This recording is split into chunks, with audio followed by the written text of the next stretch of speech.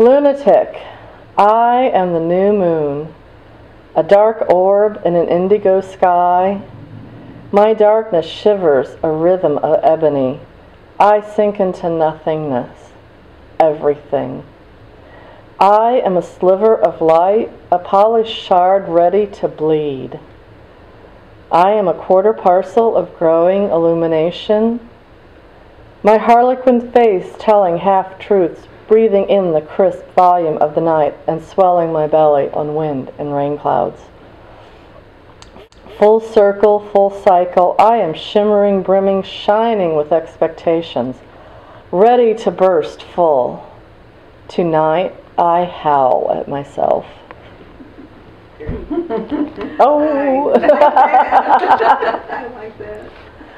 Ordinary things. In autumn, I walked beside a pond with my husband, thinking of ordinary things. I pulled apart a milkweed pod. The cream-colored fibers brought a rush of memories. It was the color of the princess dress of my childhood dreams, an image that would materialize before my eyes while swinging on a swing, at recess and after school. I would try to catch a glimpse of my diamond castle in the sky as it rested in the clouds, between my toes on the upswing. When I was young, there was magic in many ordinary things, such as belt loops and bathing suits, that would lead me to my diamond castle in the sky. I sighed at the memory, still walking with my husband, still thinking of ordinary things. Symbol tremor. Slow awakening, the stretch, the lazy oomph. Sweet dreams, soft whispers, shimmer of a night remembered. Slow moving, sunlight flickering and tapping at my eyelids. Bed sheets coiled round sweaty legs, pillow squashed. I reach for the bass percussion of the steady beat of the night before. Reaching out in the empty space, I find only dissonance.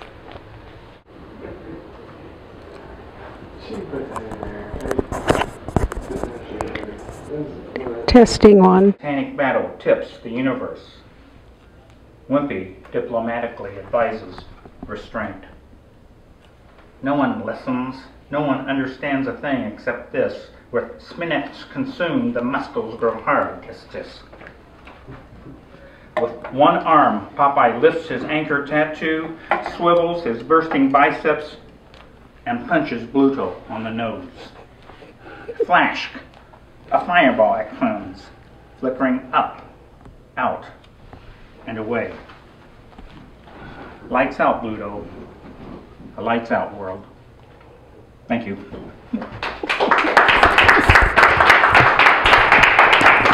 Poems. It's available upstairs. Publish in-house. Let's see here. I just had it.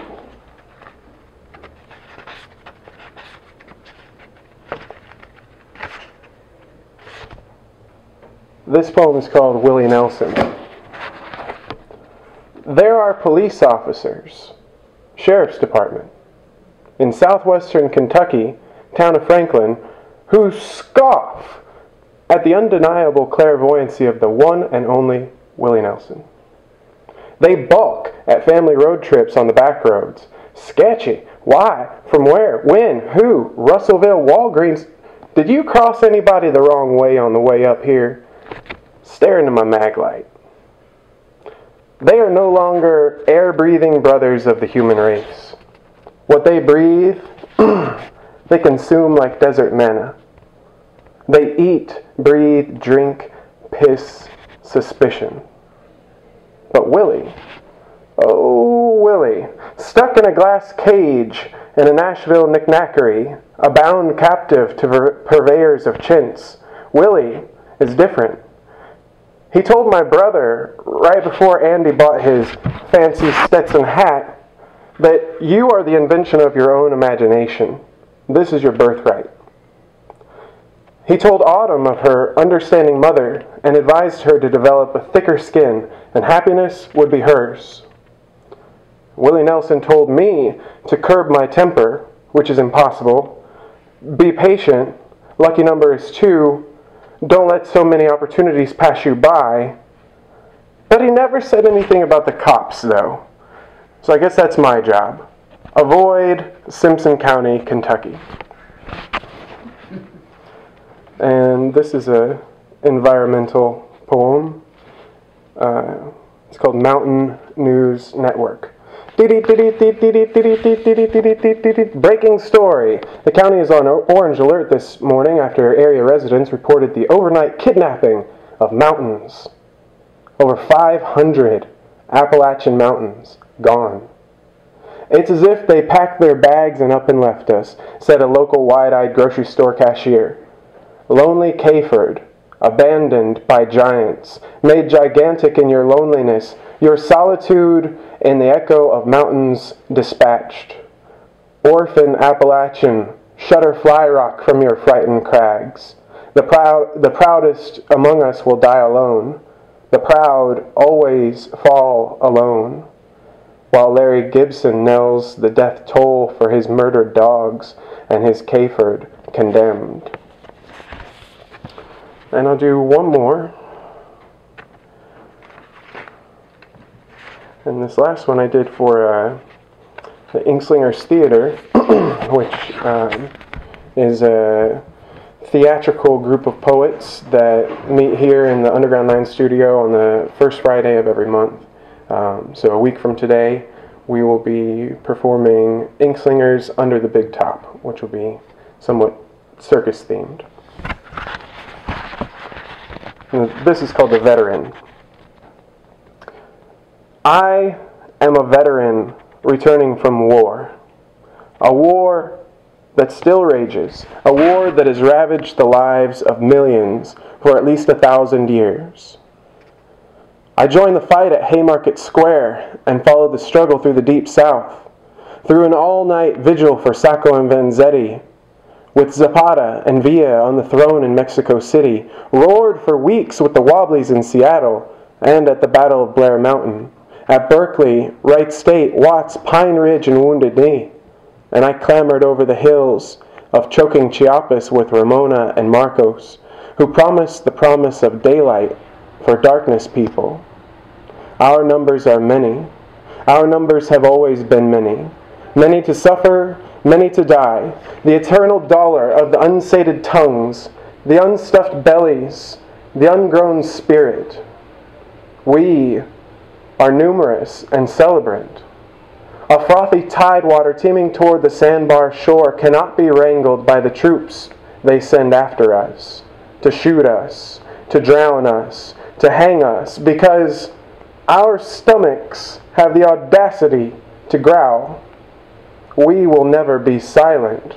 We erupt in orchestral chaos as the sun sets each night. Jungle sounds, jungle animals, we will never be silent. It is not within our human capacity to pretend it doesn't hurt. I am a veteran returning from a war at your doorstep, a war at your threshold, a war sleeping under your bridge.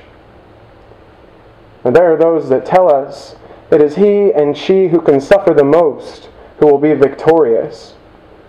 And there are those that tell us our reward is somewhere far, far away from the misery of this good earth. And there are those that tell us everything is on the up and up, ever improving, ever steaming, steamroller and associated hot air. And there are those of us, blinking dumbly now, even now, as the waters recede, the earth rejects, and the air pulls away in pain. Do you remember the ruddy dermis of earth? We lived in huts once, every one of us, huddled among rain puddles in huts. Every mother's mother of us, in huts of grasses and mud, budding in the deep forest like stripped maples. The years have spun past us like a clock on the wall with no hands. No long hands, no short hands, no minute hands, no hour hands. Our hands hooked together forever for the wage. Our hands pulling the triggers.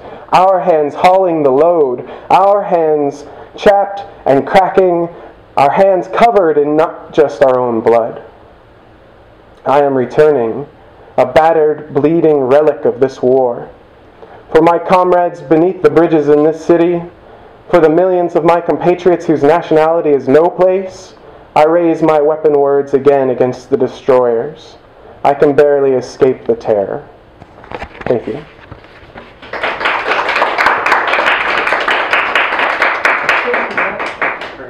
I thank you for all coming, and please go ahead and continue to partake of the refreshments.